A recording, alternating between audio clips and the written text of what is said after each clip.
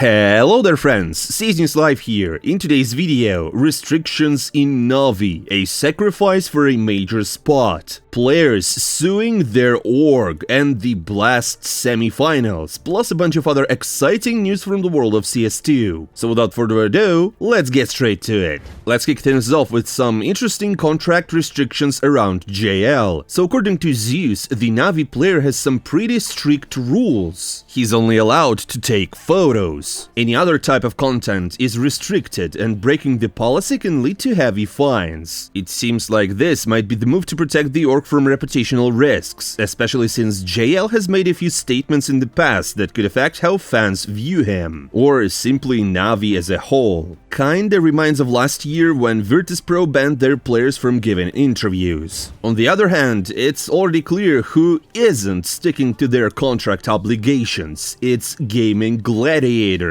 Former player Roej recently told Dust in an interview that he and other ex-teammates have hired lawyers and are planning to file a group lawsuit against GG for wrongful contract termination. According to Roej, GG decided to terminate their contracts because the players stopped producing daily content. But he says they only stopped after the org itself stopped caring about that requirement. The main issue here is that the players weren't warned about the contract termination, and the org didn't follow proper procedure. Whether this ends up in court or gets settled privately is still unclear. Speaking of questionable decisions from organizations, we have to talk about Lynn Vision. They decided to forfeit the match against Rare Atom to help keep Asia's second major slot alive. Here's the deeper explanation. You know, most Chinese teams rely on income from sticker sales at majors, so it's super important for as many teams as possible to qualify. And Rare Atom are currently favorites to grab the number 2 spot in the Asian region. So if Lynn Vision had won that match, China might have ended up with only one team at the major. But on the other hand, if Rare Atom won, isn't it match fixing from Lynn Vision? On top of that, losing or forfeiting would mean a huge hit to Lynn Vision's VRS points, which they already are struggling with. So after a lot of back and forth, Lynn Vision decided to step down from the match. HLTV Striker called this out on Twitter, saying that it's insane that a team had to sacrifice its own rating just to secure a spot for their country, and that this seriously raises questions about competitive integrity.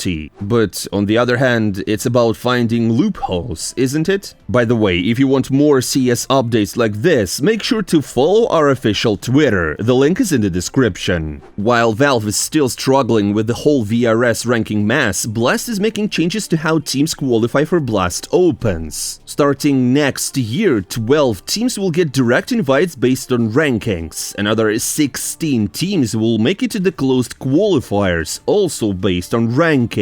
And they will be joined by 16 teams from open qualifiers. On top of that, each region will have its own separate qualifier, with one team from each making it to the main stage. This new system is set to replace the recently launched Blast Rising series. And to wrap up the Valve talk, Blade recently brought up a serious issue. He said that some websites are hosting POV demos that show just as much information as GoTV. That means your opponents can easily watch your demos, even from matches against weaker teams, and figure out your strats, free of charge. Thorin already raised this concern with Valve when CS2 first came out, but the issue still hasn't been fixed. And we're done with the news part, so now let's move to the Blast Open Lisbon semi-finals. We will start with Mouz versus EternalFire. It all kicked off on Nuke, Mouz's pick. Right from the pistol round, you could tell that it was going to be a wild match, because Woxic opened with a quadro. But that didn't help much, because Mouz quickly strung together 5 rounds in a row, and then nearly 4 more after that, ending the first half in 9-3. After the side switch, the Turkish team started to mount a comeback, closing the gap to 9-6. But just when things got tense, torzsi stepped up and shut down their push. Even that wasn't enough though. EternalFire kept fighting and tied the game to 11-11. But then torzsi struck again with a wild highlight. In the final round, he first pulled off a knife frag and then followed it up with a clean no-scope to close it out. Next up was Dust 2, EternalFire spec. The pistol round was a mess. They hit the site way too late and didn't even get the bomb planted, handing the round to Mouz. It looked like EternalFire were pretty nervous. That led to a 3-0 start for Mouz, but then EternalFire got it together finally. They won nearly 6 rounds in a row and took the lead, 7-5. After the side switch, they grabbed 2 more and made it 9-5. Then Mouz started to claw their way back. The Turks had a chance to shut it down, but in a crucial round, Xantares made a huge mistake. He didn't support his teammates, and Mouz took full advantage. They ended up winning nearly 8 straight rounds and closed out the match, 2-0. With this win, Mouz reached the grand final of a LAN tournament for the 3rd time in a row, which is crazy. In 2025, they're just this good. After the match, many agreed that benching Shui was the right call, and Mouz, for example, said that he's glad to see torzsi finally becoming a true tier 1 player. There was also a wholesome moment because Zepnik signed a fan's old-school Glaive Astralis jersey. And lastly, we found out why Xantares hasn't been playing his best. He's dealing currently with some health issues. He's got back pain that makes it hard to breathe, and the stomach pain too. Let's hope he recovers soon. We wish EternalFire and Xantares the best of luck. The second semifinal was Vitality versus Spirit, and oh my god, it was incredible. A lot of pro players, including Brolin and Bit for example, predicted it to be a close match, but expected Vitality to come out on top. And now, my friends, let's see how it played out.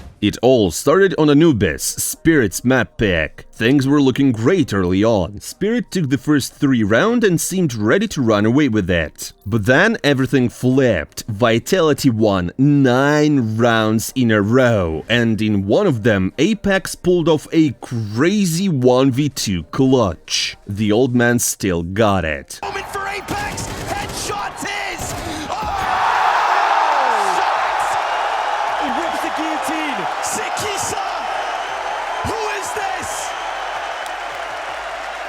After the side switch, Vitality kept rolling, reaching the map point. There, they just closed it out with ease, and it was it. Next was Nuke, Vitality's pick, and it was the complete opposite. Spirit dominated the first half 9-3, and this time it was their captain to pull off a sleek quadro to secure the key round. In the second half, Shiro opened things up with a knife in the pistol round, and Spirit went on. They shut down Vitality on their map pick. Which brought us to the decider, Mirage. Right away, Shiro showed who's boss, leading Spirit to 3 straight rounds. They were about to take the 4th too, but then Robs clutched a 1v3 and swung the momentum. The rest of the half was a back and forth brawl, highlighted by a sleek 1v2 clutch from Zaivu. Vitality edged out the half 7-5, but after the side switch, Spirit kicked into higher gear and started to come back. They won 4 rounds in a row without much resistance. But it was just Vitality's tactics, because they had an answer. All this time they were saving up. And when they finally got the money, they went on a 5-round streak and reached the map point. And just like that, Vitality simply closed it out on the 3rd map. They won the series. So now, my friends, we've got a rematch in the grand finals, Vitality versus Mouz, just like in the previous tournament. This match also marked Vitality's 15th LAN win in a row, which is an insane streak. They really seem unstoppable. As for Team Spirit, their post-match comments were pretty brief. Donk said he was just tired and disappointed, and he even joked that he wishes that OP would be removed from the game. Spirit's analyst added that he hopes Vitality's honeymoon phase ends soon and that they'll finally slow down. To which Apex responded with a laugh. He said that the slump will probably start in 2 or 3 weeks anyway. Meanwhile, Robs pointed out that no one used to believe in Vitality's Anubis, and now they're winning it. And that's all for today, my friends. Thank you for watching. Don't forget to hit the like button and follow the channel. Another teaser for you guys. Stay tuned because some huge updates are coming. And with that said, I'm not saying goodbye for a long time. See you soon.